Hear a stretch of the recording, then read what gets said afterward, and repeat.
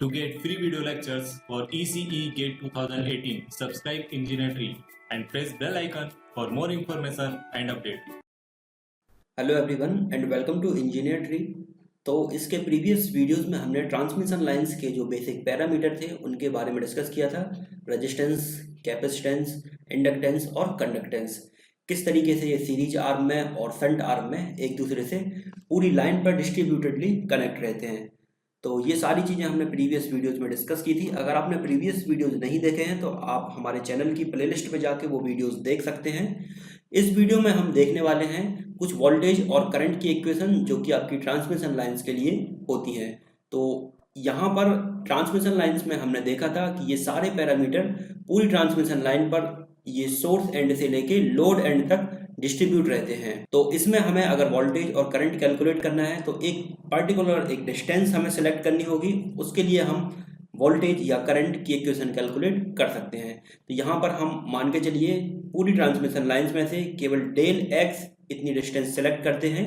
उसके लिए ये सीरीज आर्म हो गया आपका, आर और एल जो कि सीरीज में कनेक्ट हैं, और जी और सी जो कि आपके पैरेलल में कनेक्ट हैं। तो सबसे पहले सीरीज आर्म में हम वोल्टेज की इक्वेशन लिखेंगे।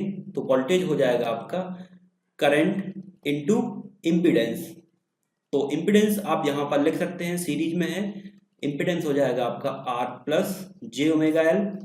तो जो वोल्टेज की इक्वेशन हो जाएगी वो हो जाएगी आपकी I into R plus J omega L into distance कितनी है, डेल एक्स। पूरी ट्रांसमिशन लाइन में से हम केवल डेल एक्स लेंथ की बात कर रहे हैं, तो वोल्टेज की इक्वेशन हो जाएगी। अब अगर हम शंट आर्म की बात करें जो कि आपका जी और सी यहाँ पर कनेक्ट है, तो शंट आर्म के लिए आपकी करंट की इक्वेशन हो जाएगी V डिवाइडेड बाई R। तो ये G और C आपके पैरेलली कनेक्ट है, तो यहाँ से आप एडमिटेंस की वैल्यू कैलकुलेट कर सकते हैं। ये हो जाएगी G plus J omega C, और रेजिस्टेंस की वैल्यू आपकी यहाँ पर आ जाएगी 1/G plus J omega C। तो यहाँ से आप डेल I की वैल्यू कैलकुलेट कर सकते हैं। ये हो जाएगी आपकी V इंटू जी plus J omega C into length कितनी है, डेल एक्स। तो ये हो जाएगी आपकी ट्रांसमिशन लाइन पर करंट की इक्वेशन, और ये हो जाएगी वोल्टेज की इक्वेशन। इन वोल्टेज और करंट की इक्वेशन को हम यूज करके ट्रांसमिशन लाइन पर इम्पीडेंस कैलकुलेट करते हैं। ये सोर्स एंड है और ये रिसीविंग एंड है। तो ये पैरामीटर आपके पूरी लाइन पर डिस्ट्रीब्यूटेडली वेरी हैं। तो किसी भी एंड पर यहाँ यहाँ यहाँ या यहाँ किसी भी लेंथ पर हम इम्पीडेंस कैलकुलेट करते हैं वोल्टेज और करंट की इक्वेशन की हेल्प से।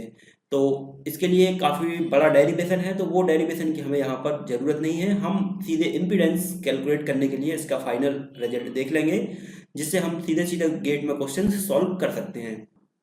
तो इम्पीडेंस की इक्वेशन देखने के पहले हम एक चीज़ और देख लेते हैं। मान के चलिए ये आपकी एक ट्रांसमिशन लाइन्स है जिसका ये सोर्स एंड है और ये आपका लोड एंड है, और पूरे जो पैरामीटर हैं आपके वो पूरी लाइन पर डिस्ट्रीब्यूटेडली वेरी हैं।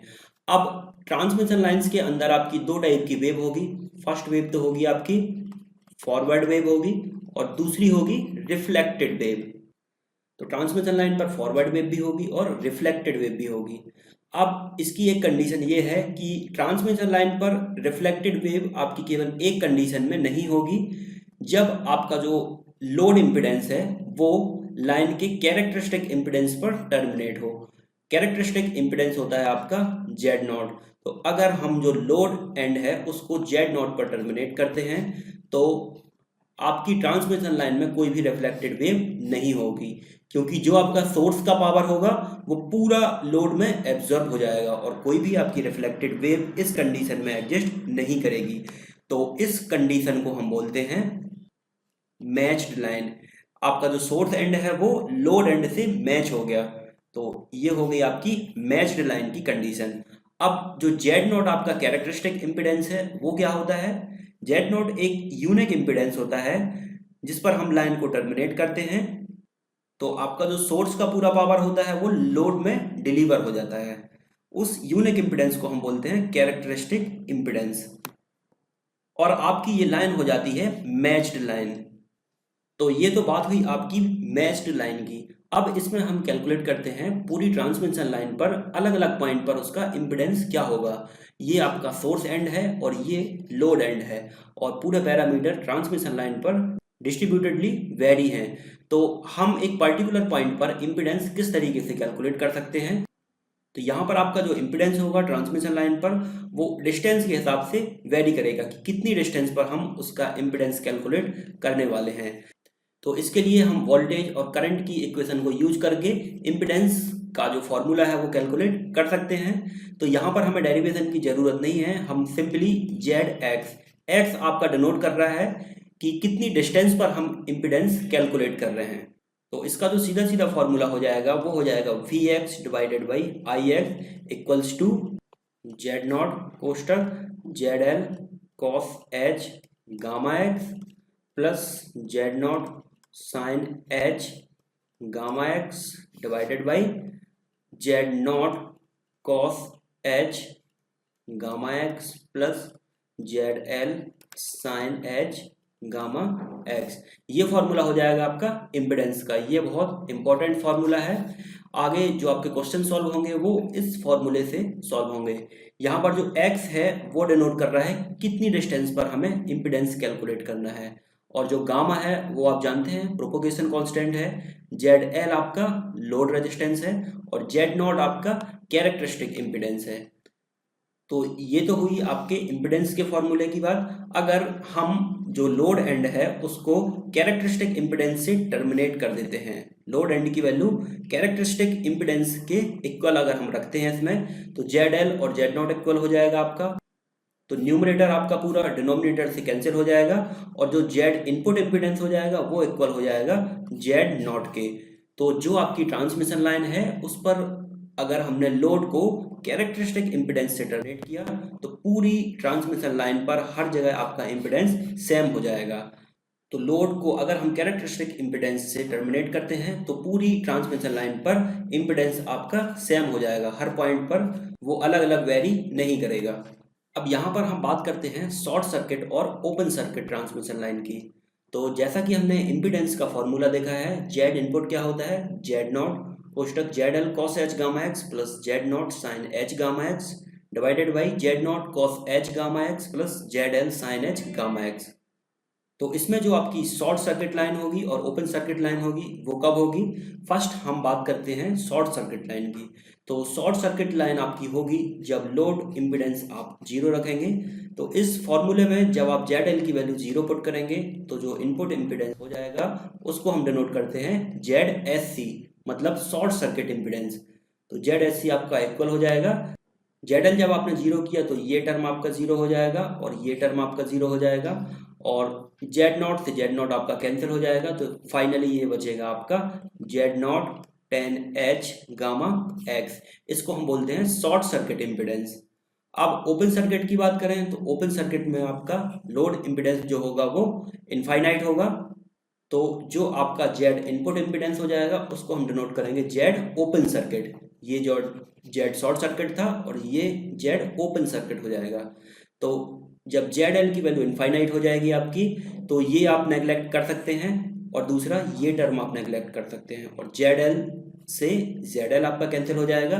तो ये आपका फाइनली जो एक्सप्रेशन आएगा वो आएगा Z not caught H gamma x.